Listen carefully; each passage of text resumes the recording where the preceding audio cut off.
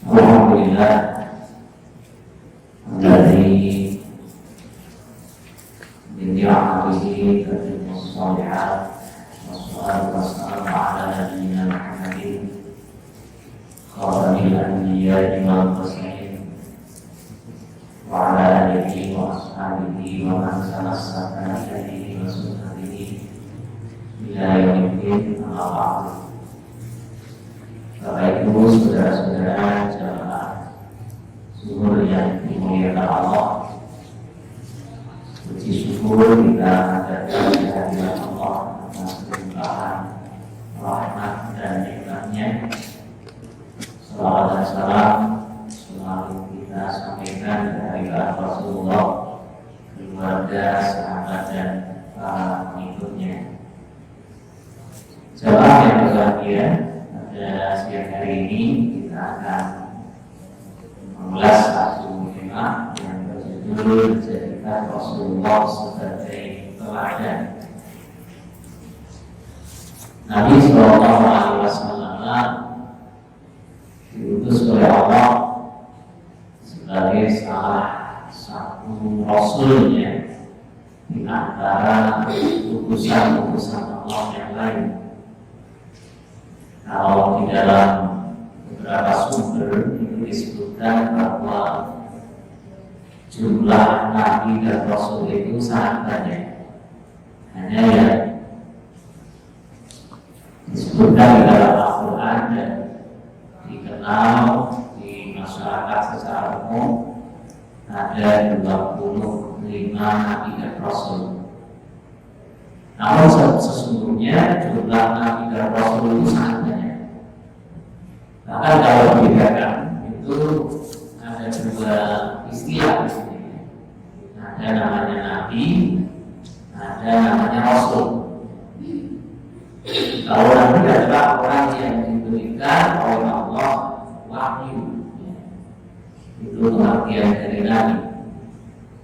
Yang diberikan oleh Allah wahyu. Kemudian kalau rasul itu adalah orang yang diberikan oleh Allah wahyu dan kemudian membawa risalah. Itu menurut Imam Ash-Shawkani seperti itu. Ada juga pengertian yang lain bahwa rasul itu diwajibkan menyampaikan wahyu itu kepada umatnya. Tetapi pengertian yang lebih kuat adalah bahwa rasul itu membawa risalah, sementara nabi tidak membawa risalah. Kalau nabi itu jumlahnya sangat banyak, bahkan ada yang mengatakan sampai ribuan jumlah nabi. Kalau rasul itu menurut Imam Ash-Shawkani itu ada 313 atau dalam satu sumber 315 jumlah rasul. Nah, setiap rasul pasti nabi, tetapi tidak setiap nabi merupakan rasul. Nah, di antara utusan Allah yang demikian banyak itu, Allah mengutus rasul akhir zaman, yaitu Muhammad Sallallahu Alaihi Wasallam, yang diutus untuk menyampaikan risalah dan menutup rangkaian Nabi dan Rasul dari zaman Nabi Adam sampai Nabi Isa alaihi wassalam. Nah, tidak lain diutusnya Rasulullah adalah sebagai teladan bagi kita umatnya. Salah satu di antara ayat yang sering dikutip terkait dengan fungsi diutusnya Rasulullah sebagai teladan bagi kita adalah di surat Al-Ahzab ayat 21. Laqad kana lakum fi Rasulillahi uswatun hasanah. Sungguh telah ada di dalam diri Rasulullah itu suri teladan yang baik bagimu. Jadi bahasa Arabnya suri teladan itu adalah uswatun hasanah, contoh yang baik, teladan yang baik. Nah, pada jamaah yang dirahmati Allah, yang pertama Rasulullah adalah semulia-mulia manusia. Jadi Nabi akhir zaman ini adalah manusia yang paling mulia. Nabi SAW menegaskan sendiri dalam sabdanya, "Ana sayyidu waladi Adam yaumil qiyamah." Aku adalah semulia-mulia anak Adam pada hari kiamat. Jadi Rasulullah itu adalah semulia-mulia manusia, semulia-mulia Nabi dan Rasul. Khairul anbiya'i wal mursalin, sayyidul anbiya'i wal mursalin. Bahkan semulia-mulia semua makhluk Allah dibandingkan para malaikat sekalipun, Rasulullah adalah semulia-mulia makhluknya. Imam para nabi dan Rasul. Mengapa dikatakan imam para nabi dan Rasul? Ya, salah satu di antaranya menurut para ulama adalah bahwa ketika peristiwa Isra Mi'raj, Nabi SAW juga dibayarkan mengimami para nabi dan Rasul ketika sholat di Baitul Maqdis. Itu ada riwayat yang mengatakan itu. Sehingga Nabi sering disebut Imamul Anbiya wal Mursalin, imamnya para nabi dan Rasul. Meskipun yang beliau datangnya belakangan, yang paling akhir, tetapi menjadi komutannya para nabi dan Rasul. Nah, salah satu di antara sifat Nabi, ia terjaga dari berbuat dosa. Jadi Nabi itu memiliki sifat namanya maksum. Maksum itu artinya terpelihara dari berbuat dosa. Mungkin Nabi pernah melakukan kekeliruan sebagai manusia, tetapi akan langsung dipindahkan oleh Allah, akan langsung dikoreksi oleh Allah melalui wahyu. Misalnya pada peristiwa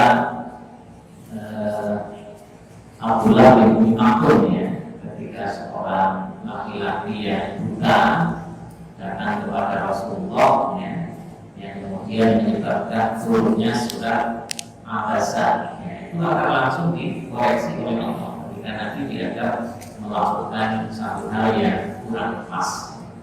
Jadi salah satu dari sifat Nabi adalah maksud, terjaga dari berbuat kesalahan dan dosa.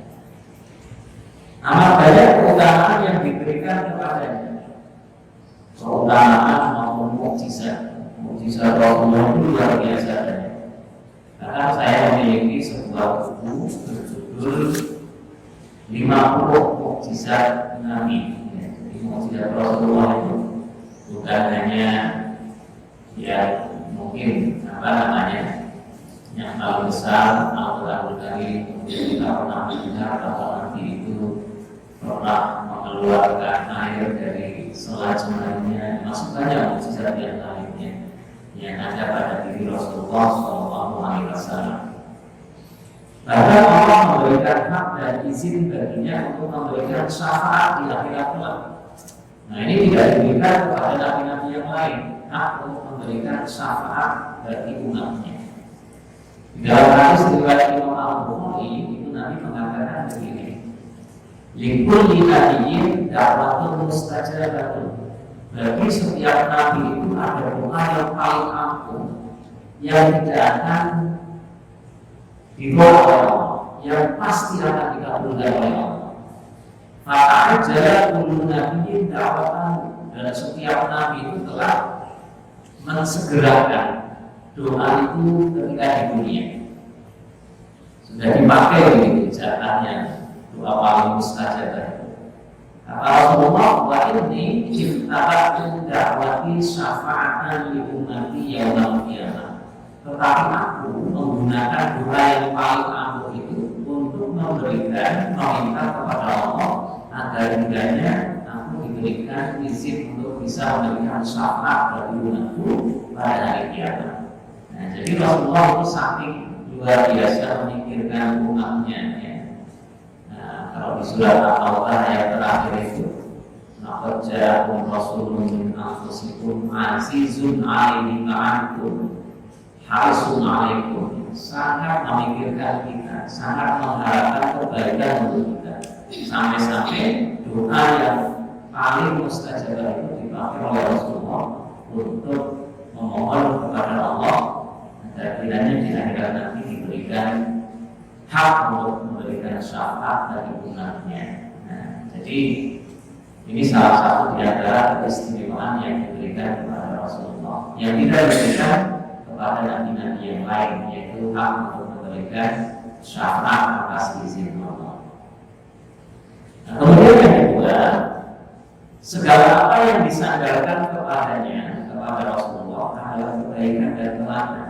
Tidak ada hal yang buruk yang disandarkan kepada beliau. Semua perbuatannya, ucapannya adalah hal yang baik. Bahkan di dalam Al-Quran dikatakan wama yantiqu 'anil hawa in huwa illa wahyun yuha. Apa yang diucapkan oleh Rasulullah itu tidak ada yang bersumber dari keinginan dan hawa nafsunya, tetapi semua itu adalah wahyu yuha. Ya, wahyu. Semua itu adalah wahyu dari Allah yang kemudian diucapkan oleh Rasulullah SAW. Jadi apa yang dilakukan oleh Rasulullah dalam segala adalah teladan. Maka kita harus selalu dituntutkan untuk mencontoh Rasulullah di dalam segala perilaku beliau. Bagaimana Rasulullah SAW beribadah, itu ceklok ya, karena ibadah itu kan jelas ranahnya merupakan ritual gitu ya. Tetapi bukan hanya itu, di dalam hadis itu bahkan dinukil bagaimana Rasulullah makan, bagaimana Rasulullah masuk kamar mandi, bagaimana Rasulullah berdendara, bagaimana Rasulullah bercanda. Itu semua itu menjadi teladan, karena apa yang ada pada diri Rasulullah itu adalah teladan. Nah, itu idealnya begitu. Meskipun tentu kita ya mungkin tidak bisa kemudian mencontoh Rasulullah secara sempurna, tapi paling tidak menjadikan beliau sebagai standar di dalam kehidupan kita terkait bagaimana beliau beribadah, bermuamalah, berakhlak dan seterusnya. Setiap perbuatan dan ucapannya itu dinilai sebagai sunnah. Sunnah. Jadi apa yang dilakukan oleh beliau itu sunnah. Maka pengertian sunnah atau hadis itu kan kullu ma usira ila Rasulillah min qaulin aw fi'lin ya. Apa yang disandarkan kepada diri Rasulullah dari perkataan, dari perbuatan maupun dari pengakuannya. Maka Nabi Shallallahu Alaihi Wasallam berpesan kepada kita, aku tinggalkan dari kalian dua hal yang apabila kalian berpegang teguh padanya, saya tidak akan tersesat selamanya, yaitu kitab Allah dan sunnah Nabi-Nya. Kalau fikum amraini lan tadilu in tamassaktum bihi ma adada. Kitab Allah wa sunnah Nabi-Nya. Jadi dua itu Al-Quran dan sunnah Nabi. Ya, sunnah Nabi itu artinya ya segala perkataan Rasulullah, segala perbuatan Rasulullah dan akhir Rasulullah. Yang itu terekam di dalam kitab-kitab hadis. Maka sunnah kemudian disinonimkan dengan hadis, meskipun itu ada perbedaannya. Jadi sunnah itu adalah ideal dari hadis. Kalau hadis itu sahih, ya itu sunnah gitu ya. Karena ternyata hadis itu kan ada yang sahih, ada yang dhaif. Maka ketika hadis itu sahih, ya itulah perbuatan sunnah. Nah, kemudian yang ketiga, saudara sekalian, salah satu misi utama diutusnya Nabi adalah untuk menyempurnakan akhlak umat manusia. Nabi menegaskan, innama bu'istu liutammima makarimul akhlaq. Hanya saja aku diutus untuk menyempurnakan akhlak manusia. Nah, itu misi utama diutusnya Nabi. Apalagi kalau kita lihat zaman ketika Nabi itu dilahirkan, itu luar biasa. Terjadi kemerosotan moral yang sangat parah ya, di masyarakat Arab waktu itu. Di dalam sekarang, di dalam ranah peribadatan jelas ya, mereka menyembah patung, ya, menyembah selain Allah, ya, di dalam kaitannya dengan apa namanya hal yang terkait dengan muamalah, banyak sekali hal-hal yang sangat jauh dari nilai-nilai keluhuran ya.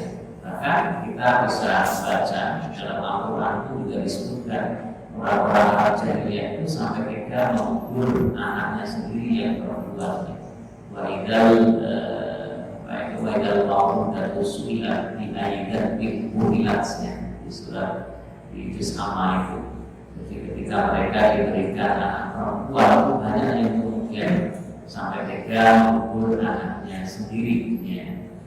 Membunuh anaknya sendiri. Itu perosotan moral yang luar biasa. Maka tidak terlalu sahabat setelah Sunnah bin Khattab yang ketika di masa jahiliyah juga melakukan hal itu ya, sebelum beliau masuk Islam. Maka misi utama Allah adalah untuk menyempurnakan akhlak, baik akhlak kepada Allah, akhlak kepada sesama manusia, maupun akhlak kepada alam dan lingkungan. Jadi akhlak itu tidak hanya kepada sesama, ya. Akhlak kepada Allah. Bagaimana kita menyembah Allah, beribadah kepada Allah, kan ada adabnya, ada akhlaknya. Tidak hanya kepada sesama, kepada lingkungan juga kita menjaga akhlaknya. Bagaimana kita berperilaku yang baik kepada lingkungan, yang tidak melakukan pencemaran lingkungan, itu juga akhlak kepada lingkungan yang diajarkan di dalam pesan-pesan syariat agama kita. Bahkan ulama-ulama belakangan itu ada dan banyak yang merumuskan teologi lingkungan, fikih lingkungan. Di majelis takjid sudah dikeluarkan buku tentang fikih lingkungan. Salah satu cendekiawan Muslim, Ketua MUI, Profesor Aliyati yang beberapa hari yang lalu wafat juga termasuk ulama yang awal-awal mencetuskan ya ide tentang teologi dan fikih lingkungan. Nah ini karena banyak manusia yang kemudian lupa bahwa ternyata yang namanya akhlak itu bukan hanya kepada sesama, tetapi juga kepada lingkungan. Itu bagian dari bagaimana kita mengamalkan nilai-nilai dan ajaran agama itu sendiri. Nah, kemudian yang keempat sama sekalian, ini sudah pernah kita sampaikan bahwa ajaran agama Islam itu secara garis besar memiliki aspek, yaitu aspek akidah, ibadah dan akhlak. Jadi kalau diringkas agama kita itu memuat tiga hal pokok itu.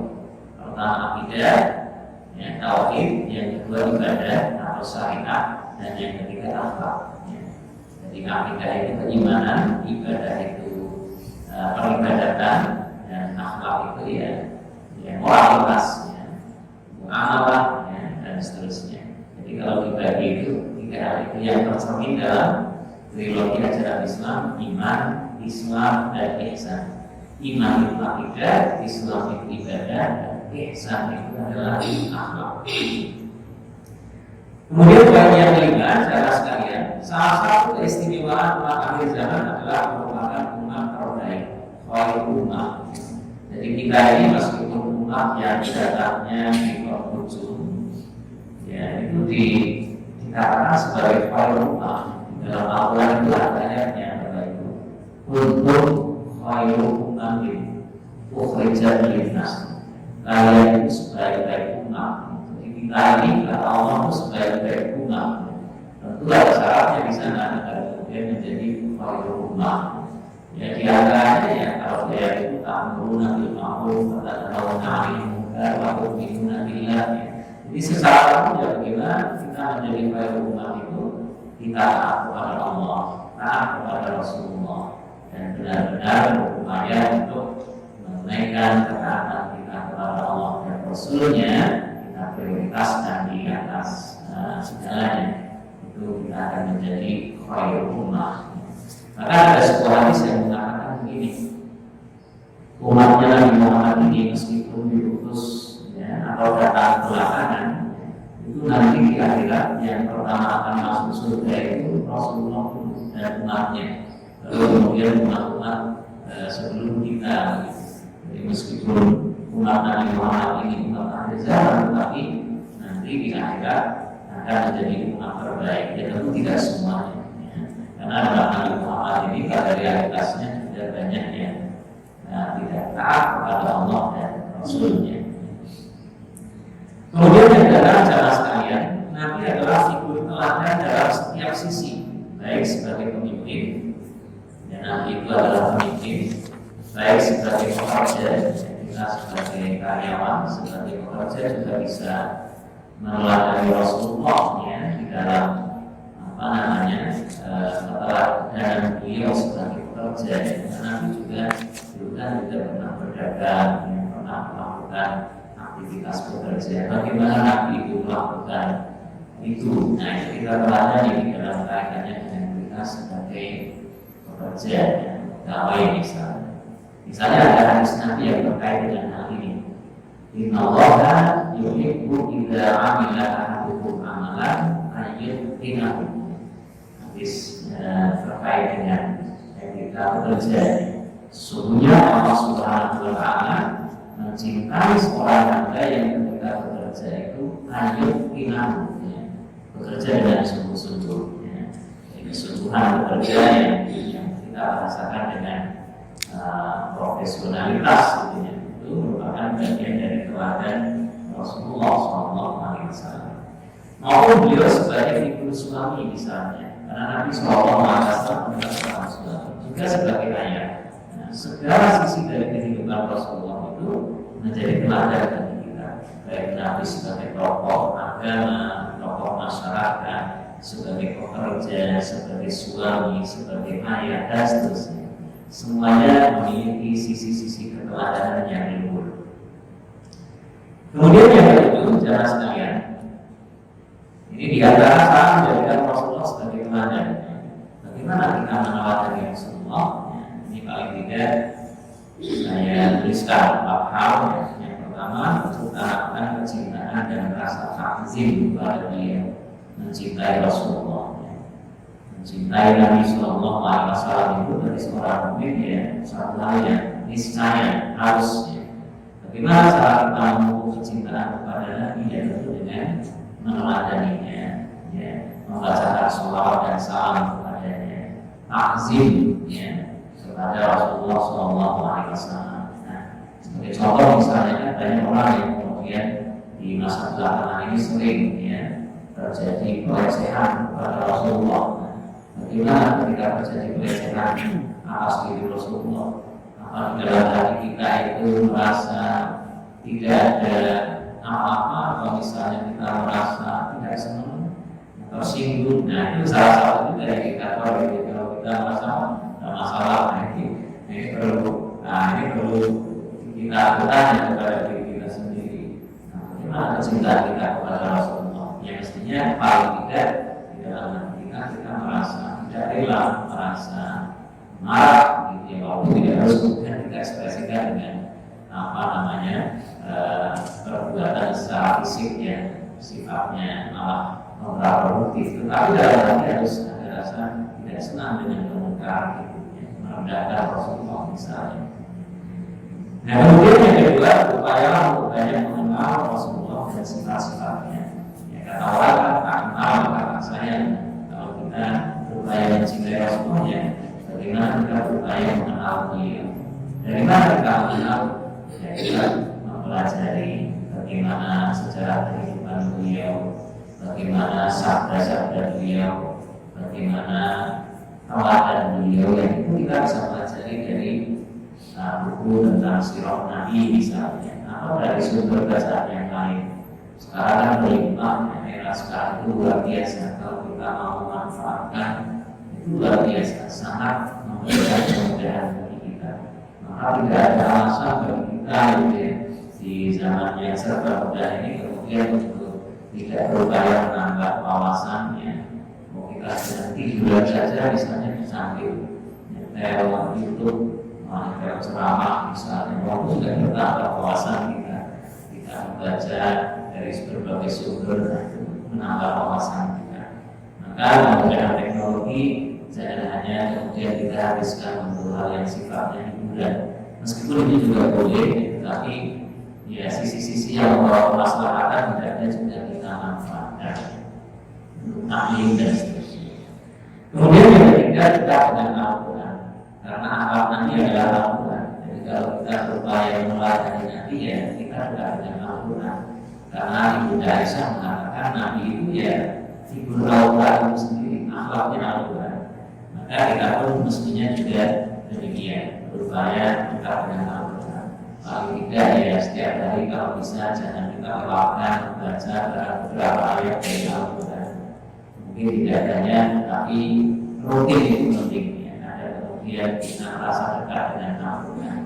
Apalagi sesaat lagi kita akan memasuki bulan Al-Quran, bulan Ramadan. Nah yang terakhir adalah sekalian meneladani sifat-sifat dan akhlak kemudian dia. Tidak usah jauh-jauh misalnya yang sudah kita kenal itu Nabi punya 4 sifat utamanya. Ada sidik, amanah, adil, fatonah.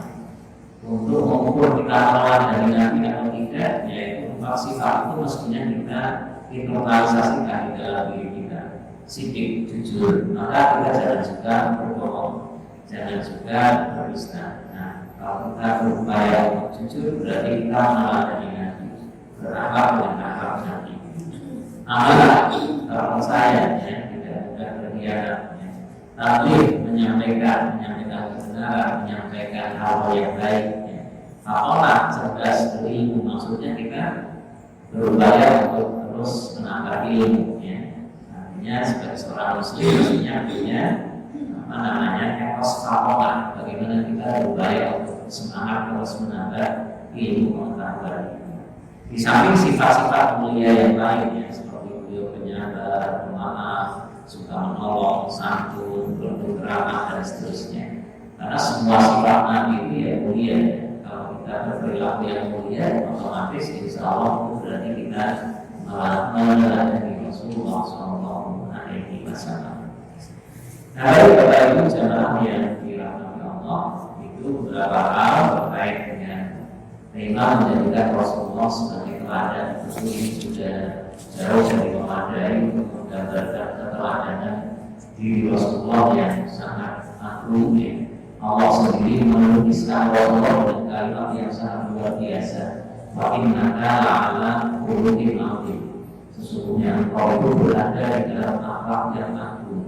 Biasanya kata azim itu untuk menggambarkan sesuatu yang mahal gitu ya, untuk Allah. Tapi di ayat ini dipakai untuk menggambarkan luar biasanya perilaku dan akhlak beliau yang sangat mulia. Mudah-mudahan kita semua termasuk Rasulullah yang mampu untuk mengambil teladan beliau. Tentu kita jauh dari sempurna, tapi paling tidak kita bisa meneladani di dalam aspek-aspek kehidupan Rasulullah untuk kita jadikan sebagai standar, barometer dan motivasi di dalam kita meneladani figur manusia terbaik. Dan mudah-mudahan kita mendapatkan syafaat beliau kelak di yaumil qiyamah. Amin. Ya yang dapat saya aturkan, mudah-mudahan ada manfaatnya untuk mengingatkan kita bersama. Terima kasih. Assalamualaikum warahmatullahi wabarakatuh.